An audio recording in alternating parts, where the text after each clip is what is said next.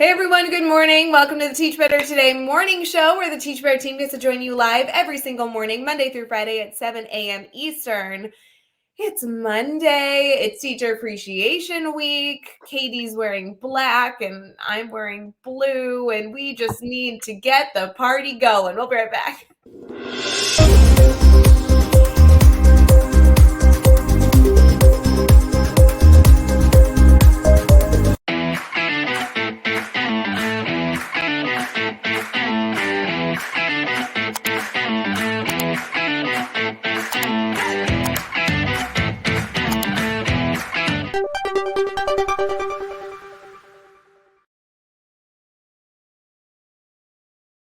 Good morning, everyone. I don't want to start today with any negativity, but I'm jealous that Katie's in a black shirt because I was in a black shirt before we clicked the big red button, and then I changed because I just looked like a floating head with my new background.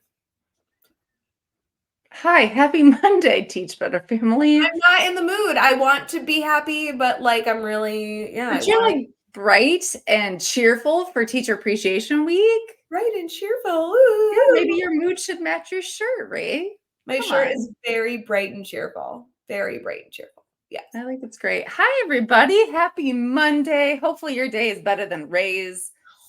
I'm going to get in the right mood. We are doing a lot of stuff for Teacher Appreciation Week, so I'm trying to get excited, but this is just the wrong way to start the day. Got to start over. We should just redo this whole thing. We should just start fresh. No, we're not going to. No. Yeah, happy Teacher Appreciation Week. Rae, can I tell you that, okay, maybe this isn't something I should say, but this is the one of the weeks of the year that I'm truly jealous that we're not still in the classroom. Oh, yeah. Oh, yeah. Mm-hmm. Especially because, at least for the Teach Better team and for other organizations I talk to especially, there's a lot of educators that are in organizations now that are finding the best ways to celebrate Teacher Appreciation Week because it's what they would have wanted. And I feel like the Teach Better team is doing something similar to that, where we're constantly what would we have wanted in the classroom? How can we make that happen for our community? Yeah. So hopefully if you are in the classroom, you are feeling super appreciated this week and you've got some things lined up. I would, if nothing else, if you're like, I am so busy, Katie, I don't have time to do any of this, or my school does nothing, or whatever your excuse is, get online right now and Google Teacher Appreciation Deals, because there are tons of websites out there that tell you where you can get free food, free coffee, discounted whatever. If nothing else, go spoil yourself by driving around town and getting free stuff. I will never forget, there was a year, I couldn't even tell you when it was, but there was a year that every day there was a different deal at a different restaurant, and then some were overlapped. And so who works for the Teach Better team now, but Sarah, Jesse, and I set the goal of we were going to hit everything every day. So literally there were days where my breakfast, lunch, and dinner were from different places and all at a discount. And it was so fun. It was like a scavenger hunt of deals. So maybe you do that. Maybe you just get a free coffee this week, but do something for yourself. I love that approach. I love making it a game, make it a scavenger hunt. There's that many options. So let's make it a fun opportunity. Don't be something that you're I don't have the time to figure it out. It's a quick Google search. We'll even be posting as many as we find that we can for all of you to go and enjoy. So yeah, this is a week to definitely celebrate. Definitely also a week to make sure that you are on the Teach Better email list. If you're not on that, just go to the homepage and scroll down a little bit. There's a way to sign up for it. And you want to make sure you're following the Teach Better team on social media. So any spoilers, Rae, that you want to give us? Any little previews? Ooh, no, I don't think I can. Everything for this week is to keep your eye out. Little surprises everywhere. So enjoy the fun. We're doing this. I know you're not a big Taylor Swift fan, but we're doing this a little Taylor Swift vibes where you need to hunt a little bit and you're gonna be happy. That's why I want to make sure you're following the right places, connected to the right places. Enjoy the fun. Enjoy the fun. Okay, that's fine. Yeah. If you feel like you are, sorry, I'm just getting so emotional about this.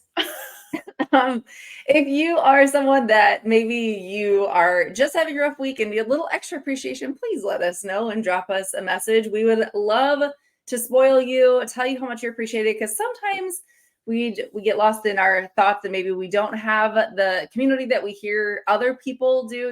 We see PTOs posting things, or it's really easy to live in the, someone else has it way cooler and better. So if you are feeling kind of like not so appreciated this week, we obviously want to know about that, because we would love to show you how much you're appreciated, because we want to appreciate all of our educators. We know this job is not easy, and it's that time of year, especially. That's why I love that it's the end of the year. It's in the May season, because it's just a moment to pause and go, I just made it all these months, and look at all the lives I've changed and all the things I've done.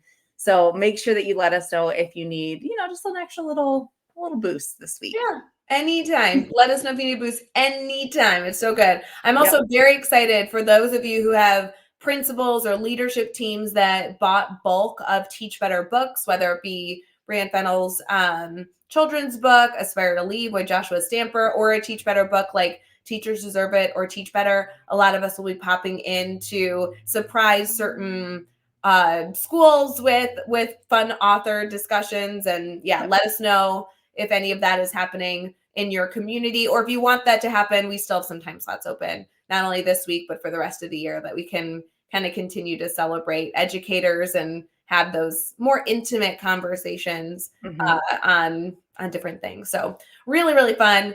Katie, are you excited for it to be Monday? And are you excited for something going on this week? Is there anything this week that you can look forward to, even though you don't get to benefit from Teacher Appreciation Week? Oh my gosh, I don't even know what we've got going on this week. I have Honestly, something for you that you should be excited about. okay. Yeah, I was gonna say like planting flowers, but that seems really lame now. So I mean, flowers is good. It's finally nice weather. right, that's why I was like, I guess that it's that time like this week, but what should I be excited about? Rae? Well, wait, now I have a follow-up question. When do you do, there's like a Katie Miglin garden that creates the best vegetables on the planet. I only shop your produce when I can. When is that being, okay, I really just want to know the tomatoes and the cucumbers. When is that happening? They will go in this week. Really? This is like go time. Yeah, it's hit or miss. As anyone in the Midwest knows, the weather can be questionable, but typically if you talk to like a gardener person, or anyone who puts in plants, they would suggest like Mother's Day. I typically try to get it done before Mother's Day weekend, because it's just so crowded at the like flower shops. So if the weather can cooperate, that's when I will be putting it in. And then when do I get my cucumbers and tomatoes? Ooh, see, that's the thing. You got to wait a while. Probably not. So when did I get them to you last year? Like July? I feel like probably July. Oh my God, they're the best. Like, I didn't know I liked cucumbers as much as I do until Katie Miglin like gave me an entire bag of cucumbers a few years ago. I did. I was like, get these out of my garden. There's so many. God, so good. Yeah, the other thing I was going to mention is Mother's Day. This weekend is Mother's Day for those of you who will also be celebrating that, or have a loved one you'll be celebrating with. Katie, you should be excited. You're a mom of 3 now. This is your first Mother's Day with your whole complete family the way it is now. Yes, this is true. Yeah, I don't even know what we have going on. At this point, I feel like we're living a little day to day. So I bet the baby has bought you a really nice Mother's Day gift. You know what? That would be amazing. If Hazel could just not spit up on me, like for even like if I just went through like 2 shirts. Last Sunday I went through 5 outfits. 5 outfits, you guys. And that's like not a big deal, but it's a lot of laundry. And so if we could just ruin it back in. Okay, I don't have children, so I don't know this, like, especially babies, but I thought the baby was supposed to spit up and go through a lot of outfits. Why are you going through a lot of, like, are you supposed to have like a cloth or something? Yeah, but here's the thing, when they get older, they move their head a lot. And her new, favorite pastime is spitting up wherever the cloth is not. So it's like a game to her. So she's like, "Oh, it's not over here. Let me spit up down the side of you. Oh, it's not right here. Let me spit up." So she's a genius, is what you're saying. I think that's what that means. It doesn't really feel genius-y, but It does. It feels genius. So she's gifted. That's what that is. That must be. That must be. So yeah, that's my goal for Mother's Day, is to stay in the same shirt, same 2 shirts. Like I'm really setting the bar low. 2 outfit changes. Check back with me and let me know. I'll let you know how that went. Are you possibly getting together with your mother, or are you just celebrating with your family? I don't know yet. We have kind of some things that prevent us from traveling. My mom lives, a couple hours away. So we are not sure we're going to make it happen this weekend, or we're looking at potential future dates to celebrate. But what about you? You're somewhat close to your mom. Like, I am, and physically. I think I'm like knocking on wood. I think we're actually taking a road trip, and we are Ooh, going to go see my sister and celebrate Mother's Day in Columbus. So it's like that's official, but it's still Monday, so it could change. right. But I Ooh, think we're going fun. on Friday and going to spend the weekend over there. That will be so fun. Yes, we have not spent Mother's Day all together, I don't know, like 10 years. Like, it's not a Yeah. thing that we do. Um, Right. and we are totally stealing your idea. We're gonna do the permanent jewelry thing. Ooh, yay. So That'd be it'll be fun. super fun. So if Yeah. you want to escape your family and bring your mom, you can come to Columbus with Oh us. my gosh, my mom would love that. Yeah. Well, I guess it's good to mention now, friends. Mother's Day is in a week, right? It's like less than a Mhm. week. Yeah. So obviously, Teacher Appreciation Week is going to take up all the energy that we have. But make sure that you celebrate your loved ones. And for me personally, most of my friends are moms, and it's fun to be able to like celebrate them too. So Katie, just like plug your ears. Don't tell anybody else. But I love celebrating the mamas in my life. They're doing good things. We also Yes. have a listener question. Should we jump into that? Yeah, let's do it. All right, we'll be right back.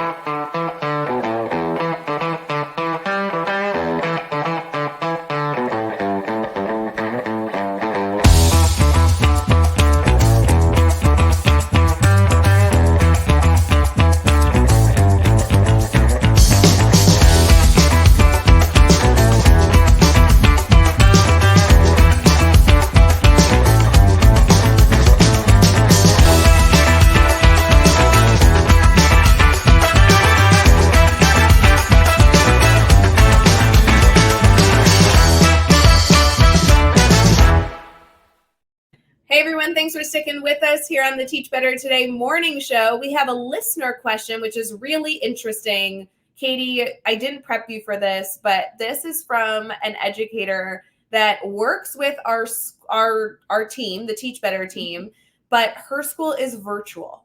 So this is Ooh. a charter school that's virtual. I love working with this school, but just remember that this teacher doesn't physically see her students Okay.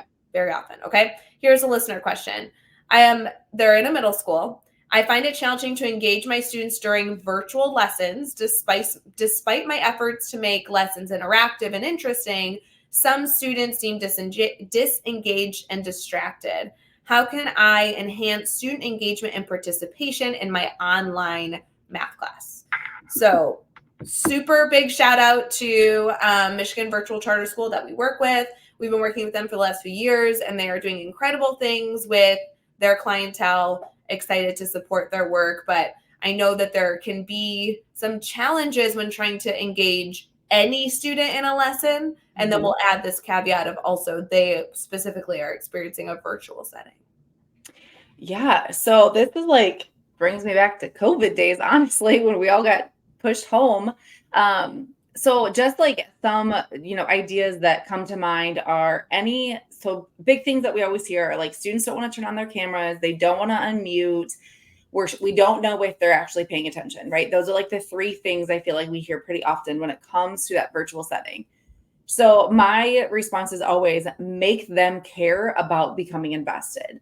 And so whether we, play the games or do some of those fun intro things, that is totally, we can go down that and discuss those different ideas. But I think of like, especially like in a math classroom or any classroom where you can have them show something. I would always, my intro like slide, the thing that students would see when they logged on, it would always say, you need paper or a whiteboard, or if I could get supplies to them, sometimes I would send home like a laminated piece of paper, anything that they could use to hold up. And I would ask like questions, and I would say like, put your answer here, or, solve the problem or whatever it was. And I would say, okay, on the count of three, everyone's going to turn their cameras on and hold their answer up. We don't even need to see your face. We just need to see the answer. And I would count down and everyone would hold it up. And I would then say the names as I approved them or whatever. So it was like, Rae, you're good. You can take yours down. Rachel, I need you to double check your work and, put it back up. Bob, try again, or, it was just like quick feedback. And some kids, that was just enough. They were fine with doing that short little thing. Other kids, they would tend to leave their camera on because it was easier than turning it on and off, on and off. So we did that. We did a lot of waterfall, which I know was a thing we kind of heard of during COVID, but, put your answer in the chat, but don't press enter until I say go. And then I would say go, and all the kids would do it. The benefit of both of those things is students don't back out because they see someone else participate, which sometimes happens. If you have a student immediately unmuting or immediately answering things in the chat, it immediately takes away an opportunity for another student to answer. By telling them all to be ready at the count of 3, they're all putting something in there, and then they're all going to see each other's answers at the same time. It kind of takes some of that pressure off. So those are 2 big things I did. I also would do a lot of like thumbs up, thumbs down, which was so funny because, you'd see like a ceiling and a thumb. And so it was like clear the kid did not want their face. I also would like give them options, and they had to hold up the number of fingers. It was like, out of these 5, tell me which one applies to this, or, anything you can do that kind of forces them to turn the camera on and get engaged, but is also low stakes, right? What do you think? I really like what you shared because I think it can easily be related to the classroom. Something that you noted, and I'm going to butcher it because I was like really interested in what you were saying. But you said early on in your description, the problems being students don't want to unmute, students don't want to turn your cameras on. When those things come up, we can see that in the classroom as well. Yep. Students don't want to participate. Students don't want to share their voice. How do you know they're learning? How do you know that they're paying attention? And the reality is that them having their camera on doesn't necessarily mean they're paying attention either. Mm-mm. So trying to find almost a way to define how you are going to gauge if a student is engaged and paying attention, to me, is going to be something that's really going to relieve some stress. And you can do this in your classroom, regardless of if they're sitting in front of you or not. Does a student need to have their eyes on you during a mini lesson to believe that they're listening? For some teachers, it would be absolutely, they need to be looking at me, and that is how I gauge that they are engaged in what I'm sharing.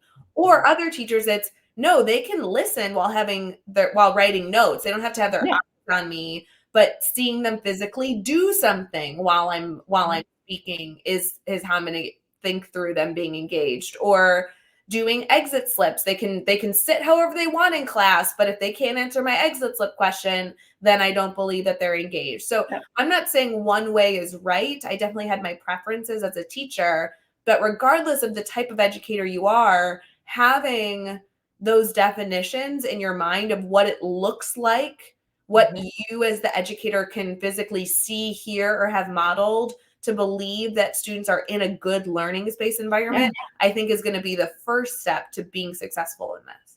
Absolutely. Yeah. And I would say like, maybe it's time to reflect too on like, what are your non-negotiables and what are you willing to get rid of? That was a hard thing for me to acknowledge, of like, I would doodle in staff meetings, or I would watch my, my coworkers doodle, or, kind of do what would look on the surface like multitasking or disengaged, but then they were engaged. So then I started to realize, well, maybe students are more engaged in stuff if I let them doodle, or if I, give them an opportunity to plug in, and interact with me, but they can kind of be zoning out, just looking at me, unless I'm showing them something they need to see, obviously, but looking at me doesn't always mean that they're paying attention, to your point. So kind of reevaluate, like, what are some things that maybe are triggers for you, as they're going to really frustrate you, or are things that you're like, I feel respected when you do these things.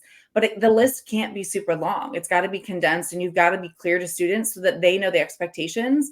But if you can, decide, I don't need a kid to look up here the whole time, they can be doodling on their paper, then maybe you let that piece go. Yeah, I think one of my biggest frustrations is clicking, like being on the computer when I want their attention on the board. Yeah. Because as an educator, when I'm doing that, I'm checking email, I'm looking at social media. I like, as a kid, they're playing games.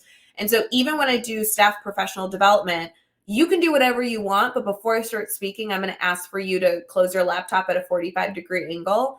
You might, honestly, for me, you could be on your phone, you could be taking notes, you could be doodling. Anything is better than that laptop. For whatever reason, that laptop's my trigger, versus I feel like scrolling on your phone it doesn't bother me nearly as much. So that's my non-negotiable. And then the first thing I start out with is making sure that that is not even an acceptable option for the people that I'm with. I don't even share that with them. I just have a direction that I start with. And if they abide by it, then I give them the grace of assuming that they're making good choices moving forward. But yeah, there's lots of stuff there. I will say, Katie, the other thing I've been working on specifically with this group is not having lecture be the focus of getting content. This community that I'm working with, it has teachers that are used to having online classes where students log in to gain the information. And I really think that that becomes a dangerous environment.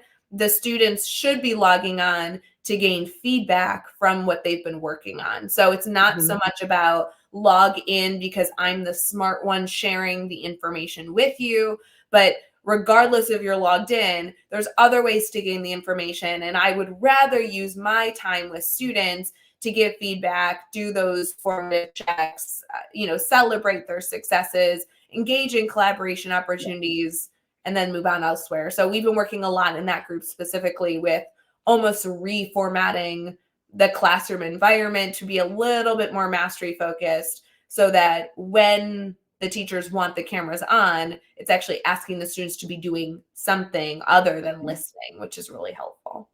And look for opportunities to build relationships. Maybe they log in and they have to doodle a picture of how their weekend was, and that's what they hold up. Any little ways, because those are the things you're going to miss with being a virtual classroom, is you're going to miss the interactions as students get settled in their seats, or they transition, to a different class, or, just that downtime in your classroom. You won't have those little moments of those little conversations, and they won't be able to do that with each other as well. So look for opportunities that you can build that sense of community, even in a virtual space.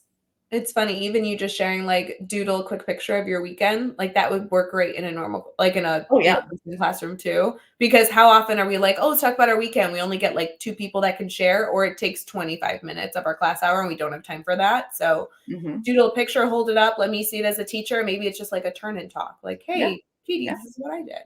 So, absolutely. Lots of fun ideas. Thank you for the listener questions. It is Teacher Appreciation Week, and we hope you feel extremely celebrated this week. Please let us know if you need anything, and we'll see you next time on Teach Better Today. Bye, guys. Hey, Teach Better community. Thank you so much for joining the Teach Better Today morning show every single weekday at 7 a.m. Eastern. We have so many resources for you outside of this live stream at teachbetter.com, including blogs, podcasts, and professional development that will bring our team to your school. Wherever you are listening from this morning, please make sure you are sharing and celebrating the incredible educators in this world. And hey, if you are listening over on a podcast to Teach Better Talk, we would love a 5-star review. The comments are always so entertaining. We'll see you tomorrow.